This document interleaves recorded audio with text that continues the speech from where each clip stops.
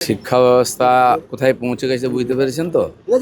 College ইউনিভার্সিটিগুলো resort তৈরি হয়ে গেছে, রেস্টুরেন্ট হয়ে গেছে। এটাই তো চলেছে। কোনো ইউনিয়ন নেই, কেউ যেতে পারবে না। ভর্তি হবে অনলাইনে করার ব্যবস্থার জন্য কত লড়াই করতে হয়েছে, তাও হয়নি।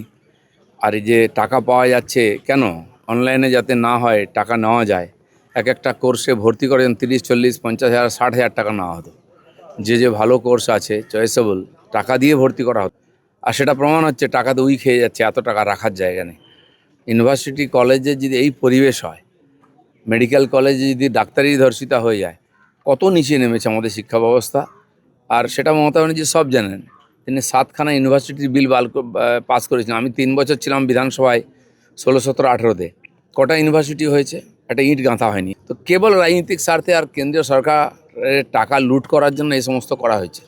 সম্পূর্ণ সিস্টেমটাকে শেষ করে দিয়ে গেছেন উনি।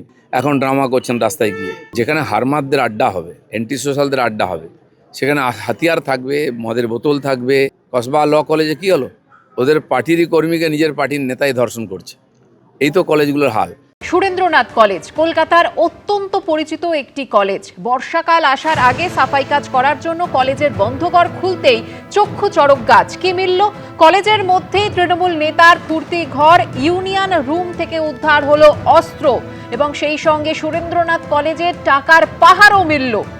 তালা ভেঙে ইউনিয়ন রুম ঢুকতেই লকারে সাজানো ছিল অস্ত্র, যা উদ্ধার করা হয় এবং কলেজের বন্ধঘর খুলতেই উই পোকায় খাওয়া তারা নোট উদ্ধার হয়। বিস্তারিত জানতে সরাসরি এই মুহূর্তে নিয়ে যাব আমাদের প্রতিনিধি ঐশী মুখোপাধ্যায় রয়েছে আমাদের সঙ্গে। ঐশী, এই তারা নোট, অস্ত্র কোথা থেকে এলো, কেন রাখা ছিল এবং একটা কলেজে তৃণমূল নেতার বেডরুম কি কারণে ছিল? একেবারে যেমন তুমি বললে যে একটা ঐতিহ্যবাহী কলেজ সুরেন্দ্রনাথ কলেজ, আমি তোমায় দেখাতে বলবো স্বপনদাকে ছবিটা, যে এখানে দেখতে পাচ্ছ যে সম্পূর্ণ এলাকাটা এই মুহূর্তে কর্ডন করে দেওয়া হয়েছে। এই যে ঘর, এটা হচ্ছে স্টুডেন্টস ইউনিয়ন রুম, ডে কলেজের ইউনিয়ন রুম।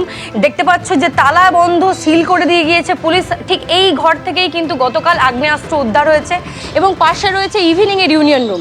যদি আমরা এর পেছন দিকটাতে যাই তাহলে 3-4টে ঘর রয়েছে, যে ঘরগুলো মূলত গভর্নিং বডির দ্বারা মেনটেন করা হতো। যে ঘরের তালার চাবি পাওয়া যায়নি। গতকাল সাফাই কর্মীরা যখন আসেন পুরসভার, তারা কিন্তু রীতিমতো জানান যে সেখানে চাবি, দরজাগুলো খুলে দেওয়ার কথা, কিন্তু যেহেতু স্টাফেদের কাছে চাবি ছিল না, পরবর্তীতে প্রিন্সিপালের পারমিশন নিয়ে সেই দরজা ভেঙে ভিতরে প্রবেশ করা হয়। পরবর্তীতে তালা ভেঙে ভিতরে যখন পরিষ্কার কাজ শুরু করা হয়, তখনই কিন্তু সেখান থেকে 2টি ট্রলি বের করে নিয়ে আসা হয়। সেই 2টি ট্রলিতেই দেখা যায় লক্ষ লক্ষ টাকা, ইন্ডিয়ান কারেন্সি, এবং সেগুলো দেখা যাচ্ছে একেবারে উই পোকায় খেয়ে নিয়েছে, ব্যবহারযোগ্য নয়। একটাতে 500 টাকার বান্ডিলের ভর্তি, একটাতে দেখা যাচ্ছিল যে 100 টাকার বান্ডিলে ভর্তি।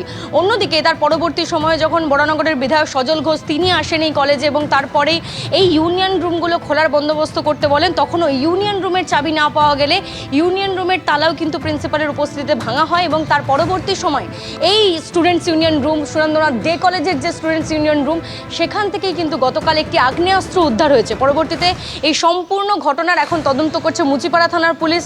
তারা কিন্তু ঘটনাস্থল থেকে প্রত্যেকটি জিনিস সিজ করে নিয়ে গিয়েছেন, সিজার লিস্ট করা হয়েছে এবং তারই সঙ্গে কিন্তু এই বিষয়টাকে কেন্দ্র করে কলেজের কর্তৃপক্ষের পক্ষ থেকে 2জনের বিরুদ্ধে নাম করে কিন্তু ইতিমধ্যেই অভিযোগও দায়ের করা হয়েছে লিখিতভাবে। যদিও বা আগ্নেয়াস্ত্র উদ্ধার হওয়া সেই বিষয়ে লিখিত অভিযোগ দিলেও বিশেষ কারোর নাম উল্লেখ করা হয়নি। তবে টাকা উদ্ধারের ক্ষেত্রে কিন্তু পরিতোষ দত্ত ভেন্ডার এবং তারই সঙ্গে দেবাশিস বন্দ্যোপাধ্যায়, যিনি সরকার মনোনীত সদস্য ছিলেন এই কলেজের পরিচালন সমিতির, তার বিরুদ্ধে কিন্তু কলেজ কর্তৃপক্ষ ইতিমধ্যেই লিখিত অভিযোগ জানিয়েছে। আমি আরেকটা ছবি দেখাতে বলবো তোমাকে স্বপনকে, যে এখানে দেখতে পাচ্ছ ছাদের ওপরে যে টিন দিয়ে ঘেরা অংশ, সেই অংশটাই হচ্ছে টেরেস ফ্যাসিলিটি, যেটা নয়না বন্দ্যোপাধ্যায়, সুদীপ বন্দ্যোপাধ্যায়ের উপস্থিতিতে উদ্বোধন করা হয়েছিল। তারা উদ্বোধন করেছিলেন এবং এই টেরেস ফ্যাসিলিটি এই বছরের 2025 সালের 2026 সালের জানুয়ারি মাসে এটা উদ্বোধন করা হয় তড়িঘড়ি। এবং এই টেরেস ফ্যাসিলিটিতে একাধিক স্মার্ট রুম রয়েছে, যেগুলো এখনও পর্যন্ত অ্যালট করা হয়নি। এবং তারই পাশে রয়েছে 2টি গেস্ট রুম, যে গেস্ট রুমের ছবি কালকে আমরা দেখিয়েছি বারংবার, যেখানে খাট থেকে শুরু করে, আলমারি থেকে শুরু করে বাথরুম ফার্নিশড, এবং তার সঙ্গে যেটা দেখা যাচ্ছে যে এসি পর্যন্ত রয়েছে, শীতাতপ নিয়ন্ত্রিত 2টি রেস্টরুম।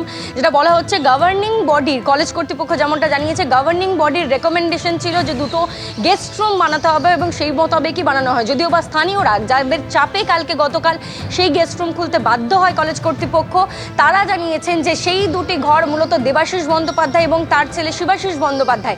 দেবাশিস বন্দ্যোপাধ্যায় এই কলেজের পরিচালন সমিতি অর্থাৎ গভর্নিং বডির গভর্নমেন্ট নমিনি অর্থাৎ সরকার মনোনীত সদস্য ছিলেন এবং তার দাপটেই কিন্তু থরহরিকম্প এই বলা যেতে পারে এই সুরেন্দ্রনাথ কলেজের তিনি গভর্নিং বডির সদস্য ছিলেন এবং তার পরবর্তী সময়ে দেখা যায় যে শিবাশিস বন্দ্যোপাধ্যায় যিনি তার ছেলে এই কলেজের ল কলেজের তিনি ছাত্র ছিলেন, পরবর্তীতে জিএস ছিলেন এবং তারপরে কিন্তু তিনি এখানকার গেস্ট লেকচারার। এই সম্পূর্ণ বিষয়টাই তাদের ভূমিকা নিয়ে কিন্তু বারংবার প্রশ্ন তুলেছে কলেজ কর্তৃপক্ষ থেকে শুরু করে স্থানীয়রা, যে এই টাকা উদ্ধার হওয়া এবং তার সঙ্গে ইউনিয়ন রুম থেকে বন্দুক উদ্ধার হওয়া, আগ্নেয়াস্ত্র উদ্ধার হয়, সম্পূর্ণ বিষয়টা যখন চাঞ্চল্য ছড়ায় তারা কিন্তু অভিযোগ করেন যে দেবাশিস বন্দ্যোপাধ্যায়ের দাপটেই কিন্তু এই সম্পূর্ণ ঘটনাগুলো ঘটেছে।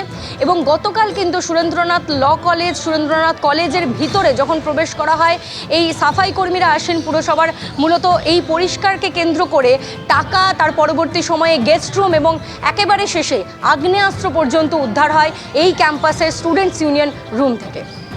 ধন্যবাদ ঐশী। এবিপি আনন্দ, এগিয়ে থাকে, এগিয়ে রাখে।